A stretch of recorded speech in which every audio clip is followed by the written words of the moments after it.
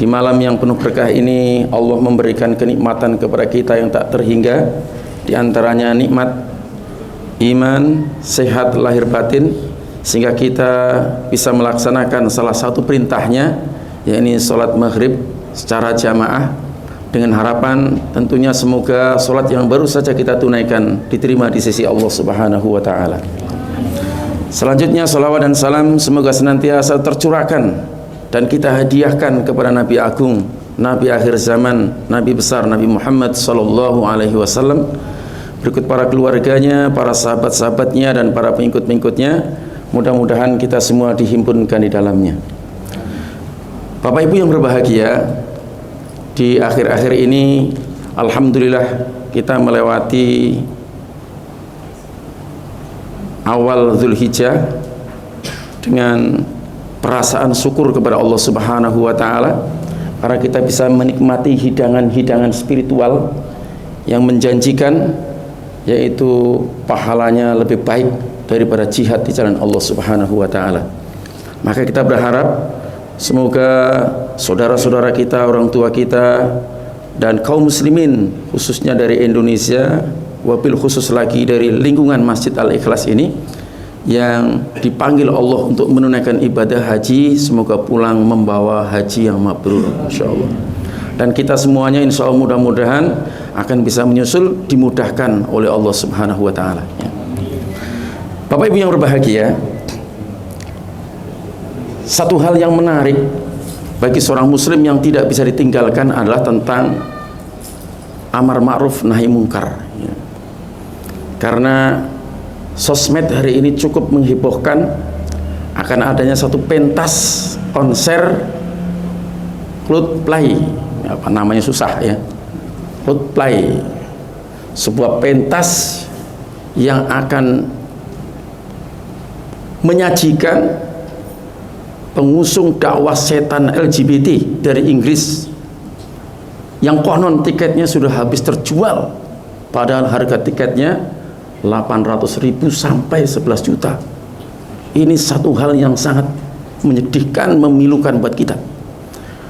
Dan para tokoh-tokoh Islam, dan dalam hal ini saya patut memberikan apresiasi kepada Ormas Muhammadiyah, baik di MUI-nya yang diwakili oleh Bapak Profesor Dr. Anwar Abbas, atau dari pimpinan umumnya Bapak Dr.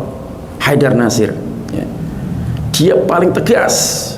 Juga kita berikan apresiasi kepada PA 212. Karena apa?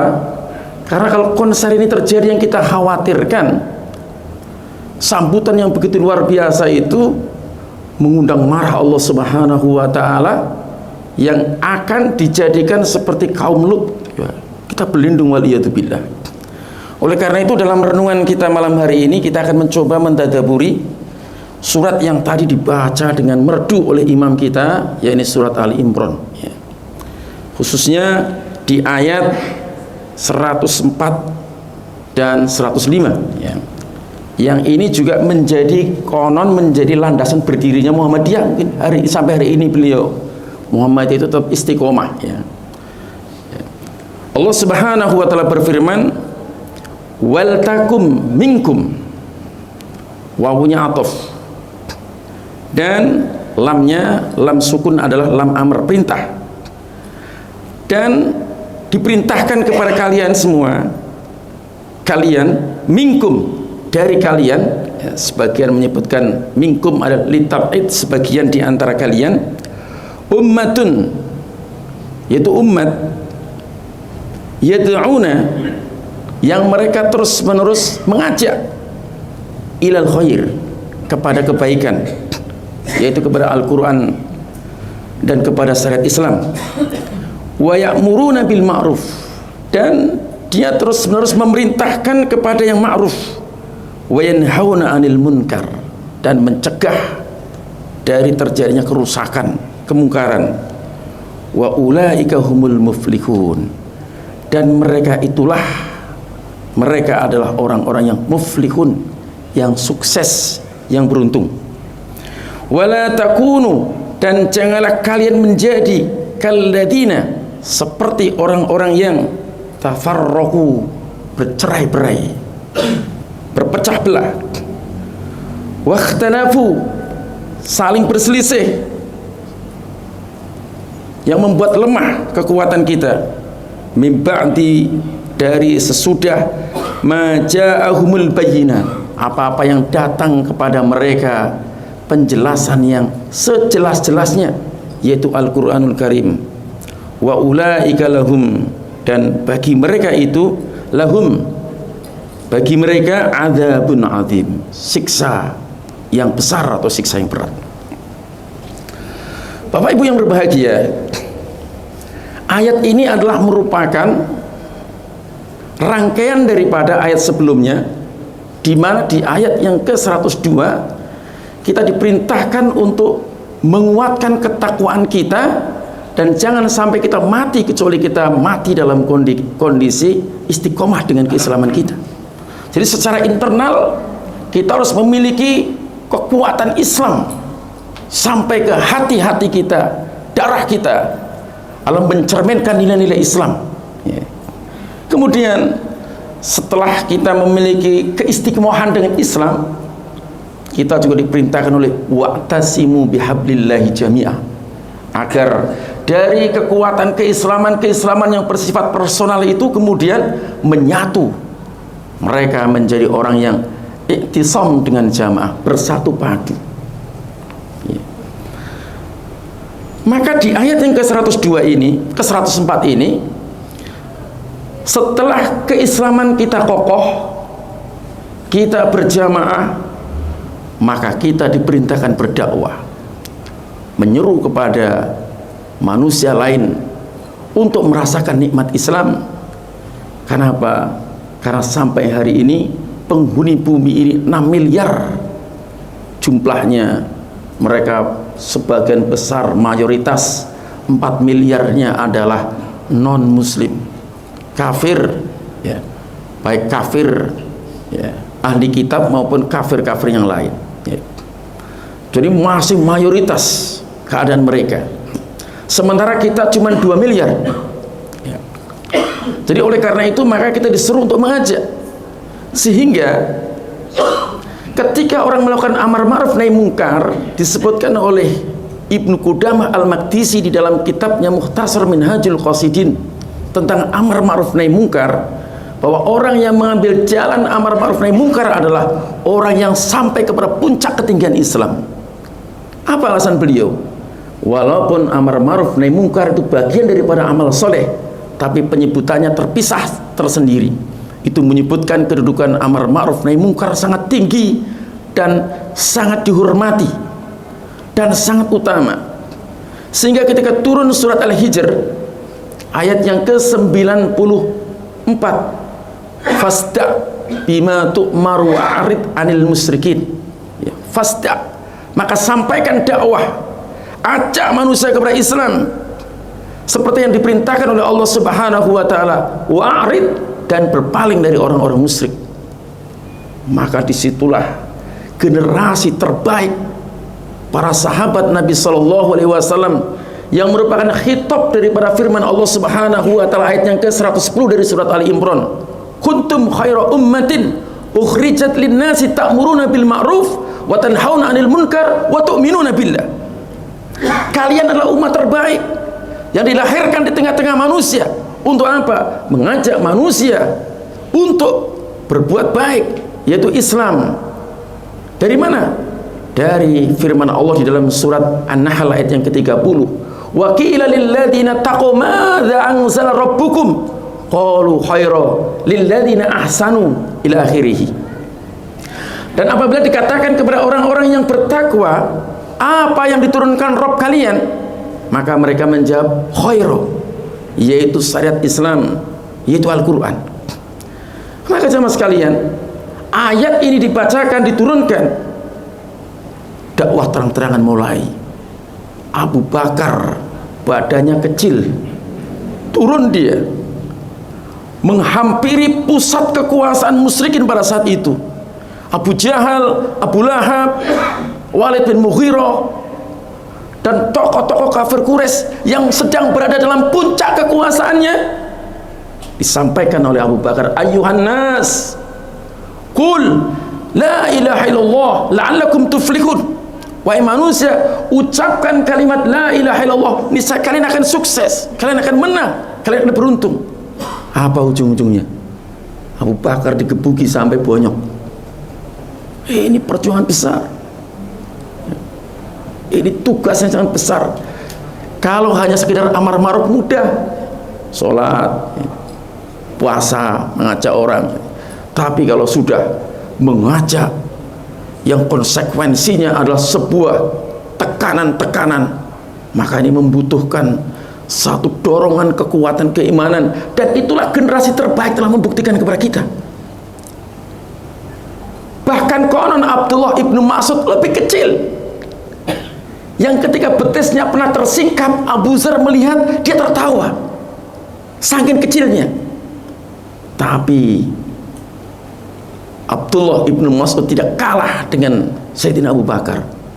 Dia masuk ke tengah-tengah jantung orang-orang kafir, diucapkan qul la ilaha illallah la'allakum tuflihun, aslim taslam, masuk Islam maka kalian akan selamat. Menarik Bapak Ibu sekalian. Wajar kalau kemudian Abdullah ibnu Qudamah itu menyebutkan Al-Maqdisi bahwa dakwah adalah merupakan puncak tertinggi karena dia berani menyampaikan dan mengesampingkan perasaan-perasaan takut. Dan tentu ini kita harus breakdown sesuai dengan kapasitas kemampuan kita, ya. Dan tentu untuk bisa berdakwah ini, para ulama memberikan beberapa etika-etika. Kita harus punya bekal ilmu, hilm, ya, di atas kesabaran, ikhlas harus kita lakukan, karena laisa 'alaika hudahum walakinnallaha yahdi may yasha. Bukan kalian yang memberikan hidayah, tetapi Allah lah yang memberikan hidayah kepada siapa yang dikehendaki. Tapi kita harus menjadi sebab turunnya hidayah. Dan nanti kita akan lihat bagaimana kata-kata dalam ayat ini sangat menarik buat kita, ya. Jadi yang pertama, ketika atof ini dikaitkan dengan ayat sebelumnya, maka kita diperintahkan untuk berdakwah. Yang pendapat pertama adalah litab'id, artinya hukumnya fardu kifayah. Kalau sudah ada sebagian orang yang sudah melakukan dakwah amar ma'ruf nahi mungkar, yang lain tidak berdosa. Tapi pendapat yang kedua adalah pendapat yang mulzimah, yang mengikat, ya. Ummatun, setiap umat terikat untuk berdakwah sesuai dengan firman Allah dalam surat Al-Isra ayat 84, kul kullu ya'malu ala syakilati. Kul, katakan Muhammad, bekerjalah, berdakwalah sesuai dengan skill-skill kemampuan kita. Kemampuan kita cuman motokopi, kemampuan kita cuman mengajak, nanti ada dengan hartanya, ada dengan lisannya, ada dengan tenaganya. Maka itu semua juga bagian daripada dakwah, dan ini dibenarkan, ya. Karena dakwah itu sesuai dengan kapasitas kemampuan kita. Tidak mungkin semuanya bisa berceramah, sesuai dengan kapasitas kemampuan masing-masing, ya. Kemudian makna ummatun, ya, di dalam berdakwah ini ada 3 makna. Yang pertama, ummatun dalam berdakwah itu adalah akar kata dari yaitu seorang ibu, seorang induk. Artinya dalam dakwah itu, fungsi dakwah itulah mempersatukan kalau secara internal. Dakwah Islam secara internasional itu banyak. Tapi kenapa sampai hari ini kita menjadi objek orang-orang kafir, orang-orang musyrik? Karena dakwah kita belum ada induknya yang menyatukan. Padahal di sana ada dakwah Ikhwanul Muslimin, ada dakwah Jamaah Tabligh misalkan, ada jamaah Salafi, dan ada jamaah Hizbut Tahrir yang sifatnya internasional. Tapi dakwah-dakwah itu belum mempersatukan, ya. Maka di sini harusnya dakwah itu bisa mempersatukan. Ada yang memang harus diambil segmentasinya oleh Ikhwanul Muslimin, ada yang mungkin segmentasinya bisa diambil oleh Jamaah Tabligh, ada yang mungkin segmentasinya bisa diambil Salafi, ada yang mungkin segmentasinya bisa diambil oleh Hizbut Tahrir secara internasional. Karena kita tidak mampu mengambil semua. Saya pengalaman ketika ke Papua, ketika semuanya kerja dakwah, tidak ada yang saling menyalahkan. Ya. Mereka berdakwah karena apa? Mereka memiliki kekurangan energi dakwah. Kalau di Indonesia ada Muhammadiyah, ada NU, ada Al-Wasilah, ada Dewan Dakwah. Kalau ini kemudian mampu disatukan, luar biasa. Maka kalau kita kembali kepada Al-Quran ini, supaya nanti tidak bercerai-berai, maka dalam dakwah ini kita harus memanfaatkan ummah. Pertama akar kata dari ibu, induk yang menaungi. Ya. Jadi kita bekerja sama. Ya. Jangan kemudian dakwah ini seakan-akan dimonopoli sendiri. Makanya alhamdulillah kalau Masjid Al-Ikhlas ini sudah mengakomodasi. Ustadz-ustadznya diakomodasi semua. Jangan menjadi satu warna. Ini harus heterogen, ini kekuatan umat. Sepanjang mereka ahli sunnah wal jamaah, Muhammadiyah, NU, siapapun, ketika mereka tidak memecah belah, mereka tidak merasa paling baik, mereka tidak merasa paling nyunah, yang lainnya bid'ah, mereka tidak merasa yang paling hebat, lainnya tidak hebat, maka kita ditegur oleh Allah Subhanahu wa taala di dalam surat An-Najm ayat yang ke-32, fala tusyakku anfusakum huwa a'lamu bimanittaqo. Jangan kamu merasa paling suci. Dia yang tahu siapa yang paling bertakwa. Karena ketika satu anggota daripada unsur-unsur dakwah ini sudah merasa paling benar, dia tidak mau kalau bukan ustadznya, dia tidak mau kalau bukan gurunya, maka ini terpilah-pilah. Maka kalau kemudian dakwah ini di breakdown, tingkat keluarga, tingkat RT, RW, masjid, ini bisa memupuk, bisa mengolah, bisa merangkul semua. Yang bisa menyatukan potensi ini luar biasa. Ya. Alhamdulillah kalau Masjid Al-Ikhlas bisa, misalkan sholatnya hari apa kemarin? Rabu, kurbannya bagus, bisa mengakomodasi semua. Jadi jangan kemudian harus begini. Dalam Islam itu yang namanya perbedaan masalah fikih itu satu keniscayaan. Ya. Jangan masalah fikih dibawa seperti masalah akidah. Ya. Bahkan masalah akidah pun Abdullah ibnu Abbas pernah berbeda dengan Aisyah. Kata Aisyah ketika Rasulullah sedang Isra Mi'raj, itu Rasulullah melihat Allah itu nurun ala nur. Tapi kata Abdullah ibnu Abbas, Rasulullah melihat Allah ya, langsung. Jadi ini perbedaan secara akidah. Nggak masalah para sahabat. Kita kalau hanya sekedar perbedaan sedikit kemudian mutung, kemudian marah, ya. Apa terjadinya nanti dengan dakwah ini? Maka dakwah ini dikemas dengan baik, ya, menyatukan umat, yang ini nanti akan menjadi energi positif yang akan bisa menggulung kekuatan-kekuatan kebatilan. Kenapa kita lemah? Karena kita berpecah. Sehingga ayat kaitan tentang dakwah itu nanti di ayat 105-nya itu larangan untuk berpecah belah. Mana kedua?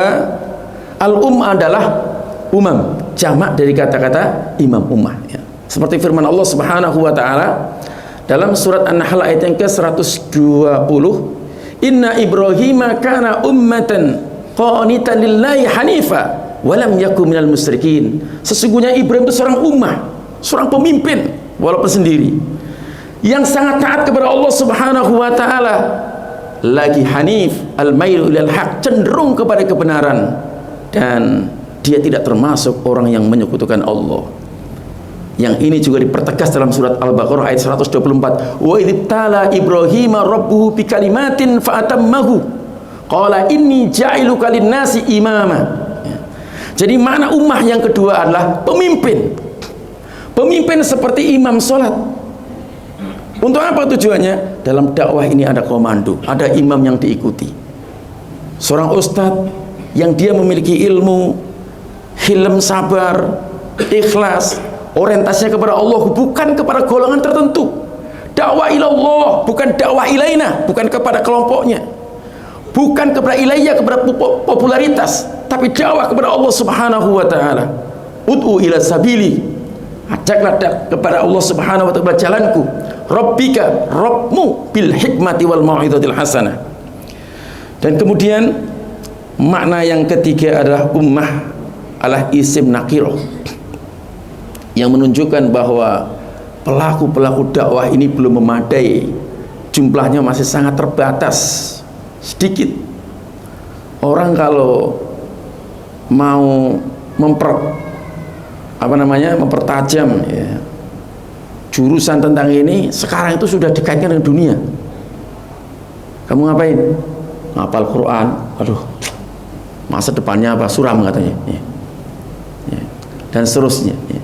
Padahal tidak ada wakaf terbaik di bumi ini kecuali wakaf anak. Dan itu di dalam surat Al-Imran disebutkan bagaimana seorang istri Imron dipilih oleh Allah Subhanahu wa taala karena dia bernadar, idz qalat imra'atu Imrana rabbi inni nadartu laka ma fi batni muharraran fataqabbal minni innaka antas samiul alim. Ingatlah ketika istri Imron itu bernadar. Nadar itu ada dua. Ada nadar yang dikaitkan dengan kesembuhan ya, atau kesehatan, kesuksesan atau pencapaian-pencapaian tertentu. Ini nadar dibolehkan, tapi nadarnya orang pelit. Saya akan motong sapi 7 kalau anak saya sehat. Berarti kalau nggak sehat nggak motong sapi ya. Tapi nadar yang terbaik adalah nadar seperti yang dilakukan oleh Hannah. Ini nadartu laka fi batni muharraran. Muharraran artinya mengabdi sepenuhnya kepada Allah. Akar kata dari harrara yuharriru tahrir, membebaskan. Kenapa? Orang yang membebaskan hanya mengabdi kepada Allah Subhanahu wa taala, dialah manusia yang paling merdeka, terbebas daripada menghamba kepada dunia, harta tahta wanita. Itulah sebabnya maka nadar terbaik inilah nadar. Jadi jika bapak-bapak, ibu-ibu punya anak yang cerdas seperti Imam Syafi'i, seperti Ibnu Taimiyah, kalau ngafal aja sebelah sini ditutup karena kelihatan kebaca hafal. Kalau ke masjid ditutup telinganya ya. Ngelihat betis sedikit hafalannya rontok karena ada hafalannya. Nah, kalau saya ngelihat betis Bang, jangan ngelihat pelototin aja nggak hilang-hilang, nggak ada hafalannya ya. Kalau Imam Syafi'i ini luar biasa. Jadi orang-orang seperti ini diwakafkan sepenuhnya dalam rangka untuk menjadi seorang yang memberikan manfaat bagi kemaslahatan umatnya. Kemudian yad'una ilal khair, yaitu yad'una itu da'a yad'u ila ta'am ya. Jadi kalau orang da'a itu yaitu ila ta'am, mengajak manusia untuk makan. Jadi dakwah itu kesannya mengajak orang senang-senang ya. Makanya Abdullah bin Salam, mantan salah satu akhbar dari kalangan Yahudi, ketika Nabi SAW datang hijrah dari Mekah ke Madinah, dia melihat wajahnya jujur. Apa yang dia ucapkan pertama kali? Ayyuhannas afsus salam wa it'amut ta'am wassallu bil arham. Kemudian wasallu bil lail wan nasu niyaman tadkhulul bijana bisalam ya. Wahai manusia, sebarkan salam. Setelah itu kasih makan ya. Makanya kalau Al-Ikhlas sudah sering makan-makan itu bagus ya. Jadi memang dakwah itu ngajak orang makan-makan, seneng ya. Jangan saya masjid kering ya. Sudah kering dikunci, nggak ada apa-apanya lagi ya. Kamar mandinya dikunci, takut kotor dan seterusnya. Masjid ini jadikan terbuka 24 jam, bahkan dia menjadi tempat para sufah-sufah ya. Orang-orang yang susah tidur, orang yang susah minum, susah mendapatkan ini ada. Karena mengajak da'ayat ila ta'am, mengajak bermakan. Dan ini Nabi ajak seperti itu. Makanya kalau orang ngajak makan, masuk ke rumah salam ya. Ikat dengan minuman ya. Ini saya minum sendiri nggak apa-apa ya. Bismillahirrahmanirrahim. Teriak-teriak soalnya. Ya. Jadi mengajak makan minum. Kemudian wasallu bil arham ya. Sambung tali silaturahim. Tegakkan sholat malam. Nah, ini. Jadi kalau sudah sholat malam nih bapak-bapak ibu sekalian, menjadi dai ini penting ya. Ini salah satu kekuatan ya. Dan supaya kita kuat tidak limpung, salah satu bekalnya adalah Al-Muzammil ya. Surat Al-Muzammil itu bangun di tengah malam ya. Maka kalau Nabi SAW dalam hadis riwayat Abu Daud mengatakan ya, man qoma bi asri ayatin lam yuktab minal ghafilin, siapa yang membaca 10 ayat tidak dicatat sebagai orang lalai. Wa man qoma bi mi'ati ayatin kutiba lahu minal qanitin, siapa yang membaca 100 ayat dan dicatat sebagai orang yang taat. Maka para pensar hadis, orang-orang yang senang sholat malam itu minimal sholat malam itu 100 ayat. Nah, kita berapa ayat rata-rata? Sholatnya udah 3:30 cepat selesai ya. Jadi paling tidak bangunnya itu jam 1:30 ya. 1:30 ya Pak Haji ya. Jadi 100 ayat. Baca surat Ar-Rahman 78 ayat. Ngapal 1 dapat 2. Ya kan? Fa bi ayyi ala rabbikum atukadzibannya 31 ayat sendiri. Jadi ngapal 1 dapat 2. Kemudian Al-Waqiah 96 ayat cukup selesai. Ini memang tahajud dari dulu bacanya terikul terus. Naik-naik dari dulu. Baca terus 100 ayat supaya ditulis sebagai orang yang taat. Dan wa man qama bi alfi ayatin kutiba lahu minal muqantarah. Kata Rasulullah dalam riwayat Abu Daud, siapa yang membaca 1000 ayat ditulis sebagai orang yang kaya raya. Mau kaya raya Pak? Ini kita nih sebentar lagi mati. Bener nggak? Bapak-bapak duluan, saya belakangan tapi ya. Mati sebentar lagi Pak. Dan kalau bapak-bapak sudah mati, bini-bini kita itu nengokinya setahun berapa kali? Udah lupa. Udah ditengokin suami yang baru. Ya ibu-ibu juga ya.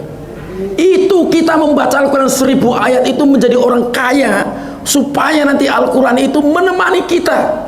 Iqra'il Quran fa innahu ya'ti yaumal qiyamati safian li ashabihi. Baca Al-Quran supaya nanti menjadi syafaat. Di kuburan kita pingin balik lagi demi Allah. Di dunia kesempatan banyak, waktunya habis sama setan gepeng.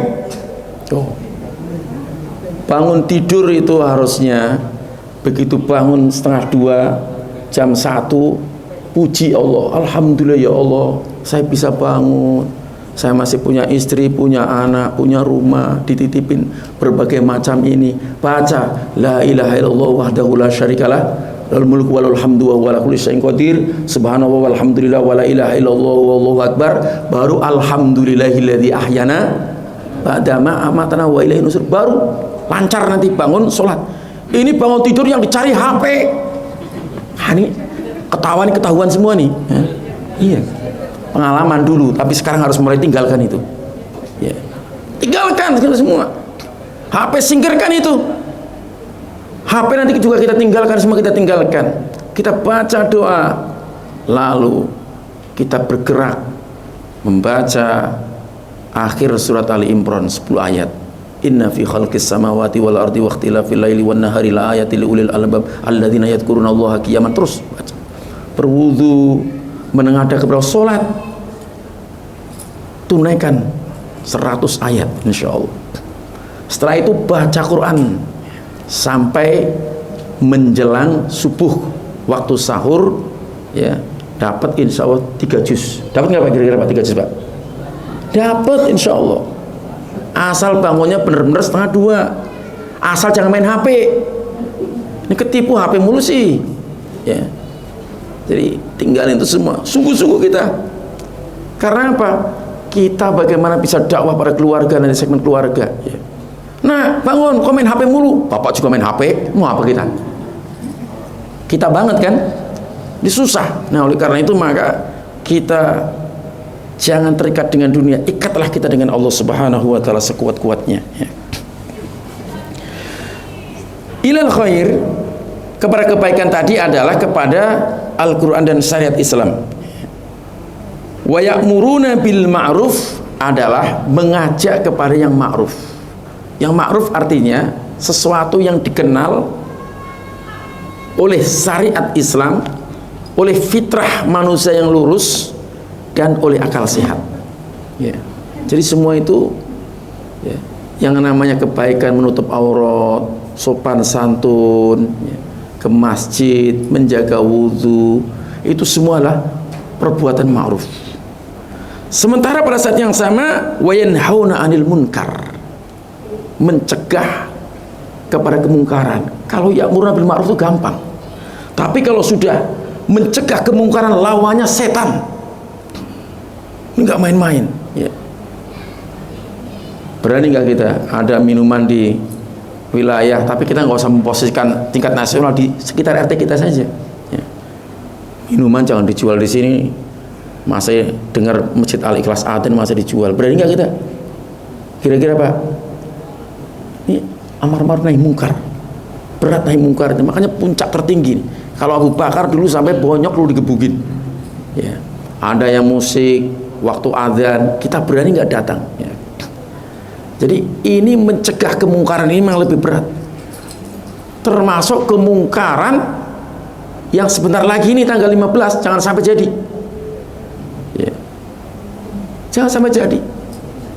Kalau perlu kita datang ke kantor Muhammadiyah, perkuat lagi, ke MUI perkuat lagi, ke PA 212 dan unsur-unsur ormas-ormas Islam yang punya kemampuan, jangan sampai ada. Ya. Kalau sudah nggak bisa lagi baru ya, doain supaya yang datang pada mati. Ya. Itu kenapa itu datang, itu pengaruh LGBT-nya luar biasa. Luar biasa. La'amruka innahum la fi saqratihim ya'mahun fa akhadat humus sayhatu humul musrikun. Ya. Jadi yang dikhawatirkan nanti buminya dibalik. Ya. Kita orang Islam itu melakukan amar ma'ruf nahi munkar karena kita cinta. Jangan sampai negeri ini dijadikan seperti negeri Sodomi. Ya. Dibalik buminya. Waduh, ngeri. Jadi kita harus kencang menyuarakan ini. Amar ma'ruf nahi munkar. Waktunya berapa bulan lagi nih? Sekarang udah bulan Juli ya. Tanggal 15 November ya. Pertengahan ya. Ini Masya Allah ya, bahaya sekali. Wa ulaika humul muflihun. Jadi walaupun dakwah itu minatnya sedikit ya, orangnya sedikit yang mau, tapi Allah menyebutkan wa ulaika, isim isyarah jamah lil ba'id yang menunjukkan ya, mereka itulah humul muflihun, orang yang sukses. Muflihun itu dari kata falaha, maknanya hafaro. Hafaro artinya menggali. Kenapa muflihun diartikan beruntung dalam dakwah itu? Karena hafala itu, muflihun itu menggali, itu cuma menggali petani itu, menggali sedikit, nanam biji. Siapa yang mengairi? Allah. Siapa yang menumbuhkan? Allah. Siapa yang memberikan bunga? Allah. Siapa yang memberikan buah? Allah. Siapa yang memberikan rasa? Allah. Siapa yang membuat mudah dipetik? Allah Subhanahu wa ta'ala. Jadi kita cuma menggali tanah, Allah semua. Maka orang yang berdakwah, bayangkan, man sana sunatan hasanatan, siapa yang mencetak jalan, mengajak jalan satu kebaikan ya, satu saja diikuti, maka dia mendapatkan pahala sendiri dan pahala orang yang mengikuti. Orang yang mengikuti itu mengajak lagi, dia mendapatkan pahala orang yang mengikuti pertama dan yang diajak terus. Makanya sampai hari ini tidak ada yang bisa mengalahkan pahalanya Sayyidina Abu Bakar. Abu Bakar begitu masuk Islam, diajak Abdurrahman bin Auf, sedekahnya Abdurrahman bin Auf, Abu Bakar dapat pahala.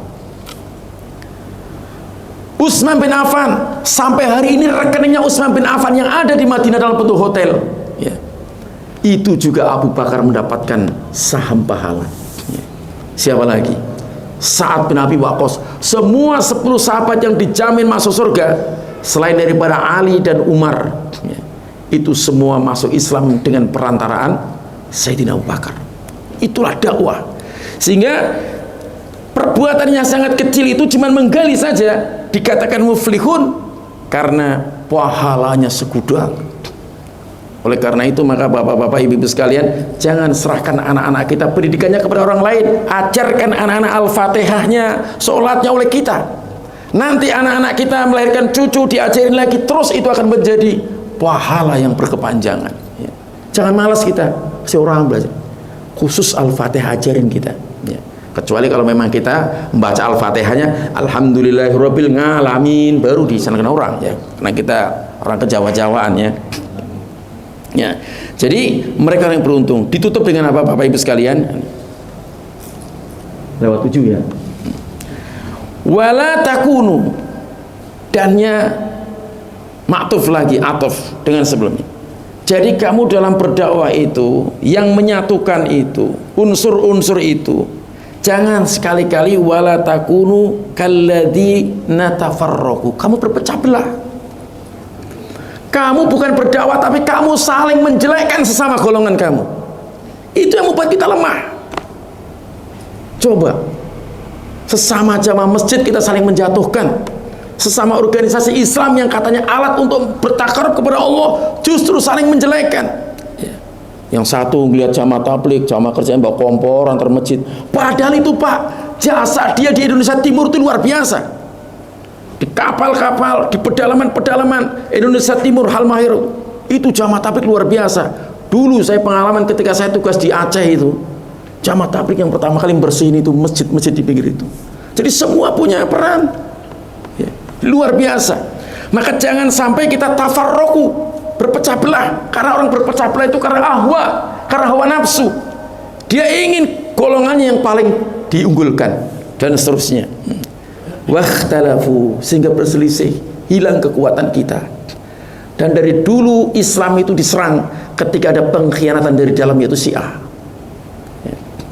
Kita sekarang sama muslim, mungkin ada orang yang muslim yang tidak suka sama partai jelek, dijelek-jelekin partai Islam. Akhirnya orang Islam tidak berpolitik. Padahal Kiai Haji Ahmad Dahlan berwasiat, kalau umat Islam tidak ngerti politik, nih seperti ini kita, kebijakan-kebijakan, ya, siapa yang bercokol di sana semua.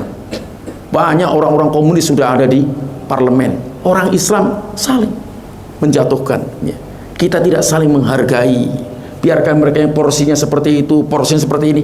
Kita semua bersatu, jangan saling berselisih, ya. Mim ba'di ma ja'ahumul bayyinat, setelah datang kepada mereka al-bayyinat, Al-Quran dengan penjelasan-penjelasannya, sejarah-sejarah yang telah lalu, bahwa Islam itu akan dikalahkan kalau mereka terpecah-pecah di dalamnya. Maka baru kemudian kekuatan salib, kekuatan Mongol bersatu menggunting Islam, dan pengkhianatan Syiah dari dalam, dari dulu, ya. Wa ulaika lahum adzabun azim. Maka mereka-mereka yang berpecah belah, mereka-mereka yang berselisih membuat kita lemah, itulah lahum, bagi mereka adzabun azim, azab yang besar, azab yang berat yang datang dari Allah Subhanahu wa taala. Wal iyadu billah. Semoga Allah Subhanahu wa taala menjaga khususnya bumi kita Indonesia ini dari perpecahan-perpecahan, sehingga kita punya kekuatan dalam rangka untuk melakukan amar ma'ruf nahi mungkar. Demikian barangkali yang bisa saya sampaikan dalam kesempatan yang singkat ini. Yang benar semata-mata datang dari Allah Subhanahu wa taala, yang salah dari saya pribadi. Dan mari kita tutup dengan membaca doa kifarat majelis. Subhanakallahumma bihamdik, asyhadu an la ilaha illa anta, astaghfiruka wa atubu ilaik. Wassalamualaikum warahmatullahi wabarakatuh.